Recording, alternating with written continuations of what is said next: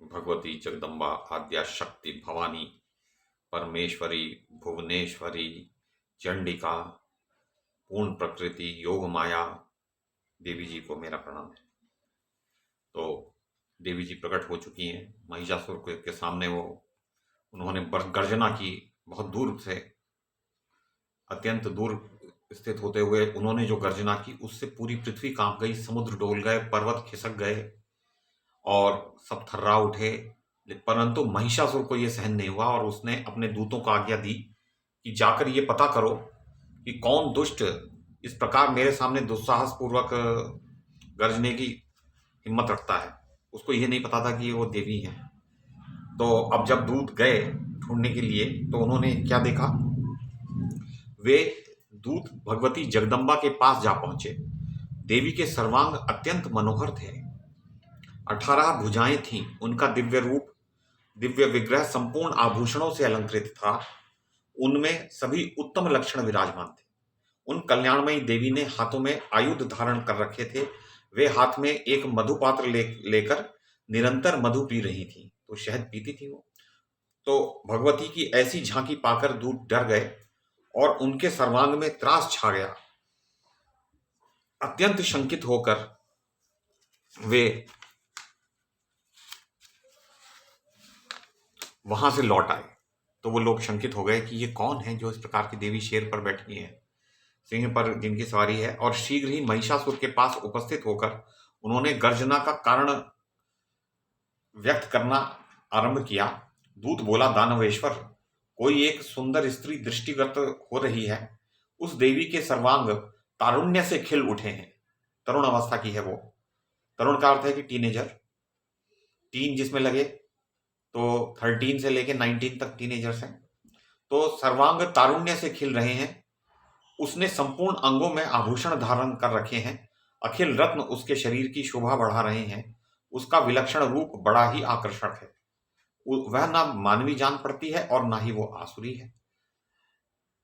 उस श्रेष्ठ स्त्री के 18 भुजाएं हैं।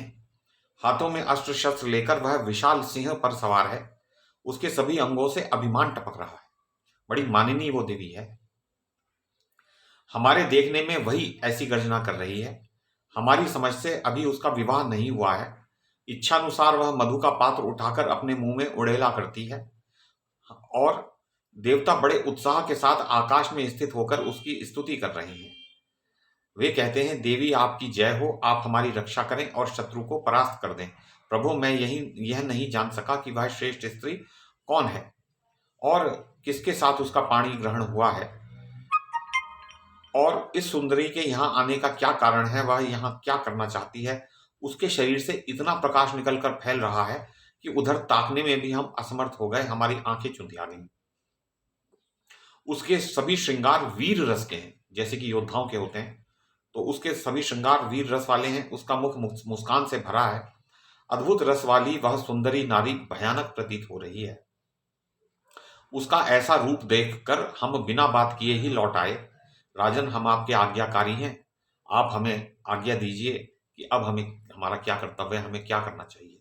तो महिषासुर ने मंत्री से कहा, वीर, तुम मेरे प्रधानमंत्री हो। आदेशानुसार सेना लेकर जाओ। साम दाम आदि उपायों का प्रयोग करके उस सुंदर मुख वाली स्त्री को लाने का प्रबंध करो। यदि साम और दान से वह नहीं आना चाहती हो तो तीसरे यत्न दंड का भी प्रयोग किया जा सकता है।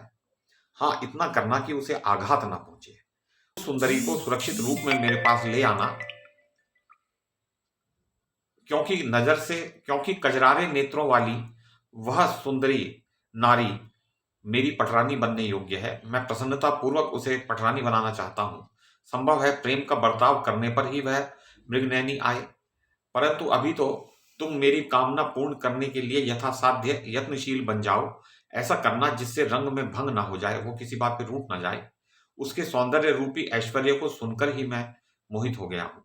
व्यास जी कहते हैं, महिषासुर के मधुर वचन सुनकर उसका प्रधानमंत्री तुरंत हाथी, घोड़े और रथों के साथ प्रस्थित हो गया। मनस्विनी भगवती जगदम्बा के पास जाने का उसका साहस नहीं हुआ और दूर ही खड़ा होकर वह कहने लगा। उसने नम्रता पूर्वक मधुर वचन में भगवती के प्रति मीठी वाणी से क्या कहा। प्रधानमंत्री ने कहा, महाभागे, मेरे स्वामी जगत विजयी हैं, उन्हें देवता तक नहीं मार सकते, मनुष्यों की तो फिर बात ही क्या है। वे मधुर वचनों में पूछ रहे हैं कि तुम कौन हो और किस प्रयोजन से तुमने यहाँ आने का कष्ट उठाया है। सुलोचने, हमारे महाराज को ब्रह्मा जी वर दे चुके हैं। इसका उन्हें पूर्ण अभिमान रहता है। संपूर्ण दानव उनका शासन मानते हैं। वे बलवान एवं इच्छानुसार रूप धारण करने में समर्थ है। महिषासुर उनका नाम है। मन को मुग्ध करने वाला सुंदर रूप बनाकर तुम आई हो, यह सुनकर वे तुमसे मिलना चाहते हैं। अभी मनुष्य का रूप धारण करके वे तुम्हारे सामने आएंगे। सुंदरी, तुम्हारी जैसी रुचि हो वैसा करो। मृगलोचने, मेरे बुद्धिमान स्वामी तुम्हारे प्रति अटूट श्रद्धा रखते हैं। उचित जान पड़े तो तुम उनके पास चलो, नहीं तो मैं ही उन्हें यहाँ बुला लाऊं।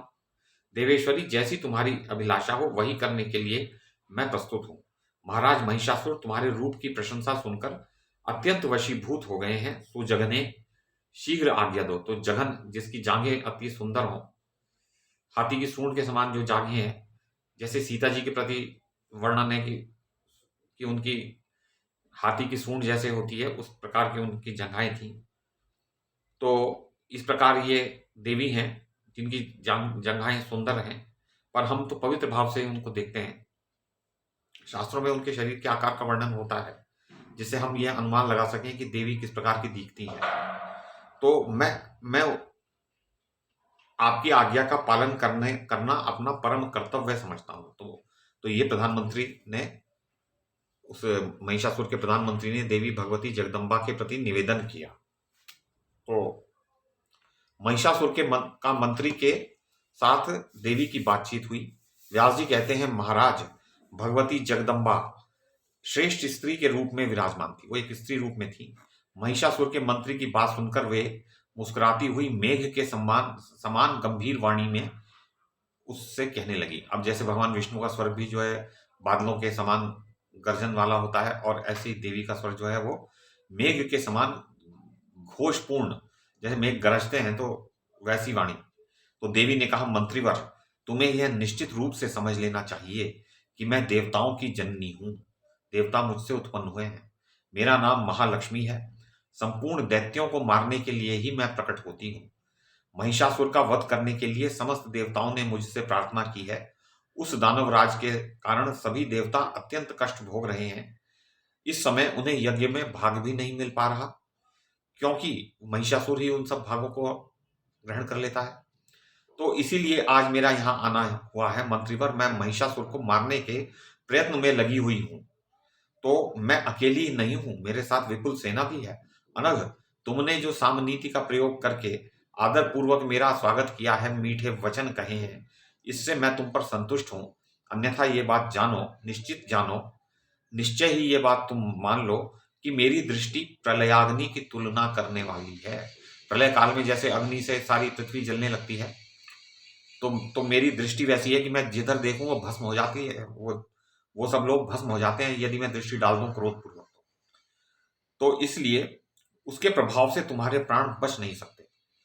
तो अब अगर तुम चाहते हो सुरक्षित रहना, तो मेरी बात मानो और उस पापी महिषासुर के पास जाकर उससे यह वचन कहना, क्या, कि यदि तुझे प्राणों का लोभ हो तो अभी तुरंत ही पाताल चला जा।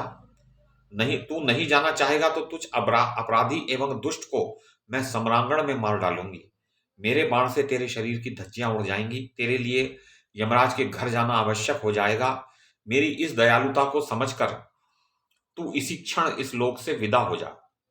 मूढ़, तेरे मर जाने पर सब देवता स्वर्ग पर अधिकार प्राप्त कर लेंगे। अतएव सागर पर्यंत इस पृथ्वी की का परित्याग करके तू अकेला ही यहां से हट जाने की व्यवस्था कर ले। तू अकेला चला जा, बाकी सब लोग रहते रहे, कोई बात नहीं। मूर्ख, मेरे बाण तेरे शरीर को लक्ष्य करके तुझे मारें, तेरे शरीर को लक्ष्य बनाए मेरे बाण, इसके पूर्व ही पाताल चले जाने में ही तेरी कुशल है। असुर, यदि तेरे मन में युद्ध करने की इच्छा हो तो अभी अपने संपूर्ण महाबली वीरों के साथ यहां आ जा। मैं तुझे यमराज के घर भेजने के लिए उद्यत हूं। अरे प्रचंड मूर्ख, तेरे जैसे असंख्य दानवों का प्रत्येक युग में मैंने वध किया है। यानी जो 4 युग होते हैं, उस चारों युगों में अनेकों बार उन्होंने, देवी ने दानवों को मार डाला है। तो वैसे ही मैं तुझे भी सम्रांगण में मार डालूंगी। तू मेरे अस्त्र शस्त्र धारण को सफल बना दे। आजा, यदि तुझे इच्छा है तो युद्ध कर ले। मूर्ख, तू महान दुराचारी है। ब्रह्मा के द्वारा तुझे जो वर मिल गया उसका अभिमान न कर। केवल स्त्री ही तेरा वध कर सकती है, यह निश्चित जानकर तूने प्रधान प्रधान देवताओं को असीम कष्ट पहुंचाया है, और उसके कारण ही आज ये नौबत आई है कि एक स्त्री तुझे मारने के लिए प्रस्तुत हो गई है। अस्तु, ब्रह्मा का वचन सत्य करना परम आवश्यक है। अतएव अनुपम स्त्री का रूप धारण करके तुझ अपराधी को मारने के विचार से ही मैं यहां प्रकट हुई हूं। मूर्ख, यदि तुझे जीने की इच्छा हो तो आज ही देवताओं के स्थान को छोड़कर पाताल में, जहां सांपों का साम्राज्य है, स्वेच्छा पूर्वक चला जा। तो रसातल में जो 7 पाताल हैं उसमें से जो सबसे नीचे वाला रसातल है, उसमें देवता, उसमें असुर और नाग, ये दोनों रहते हैं पाताल लोक में।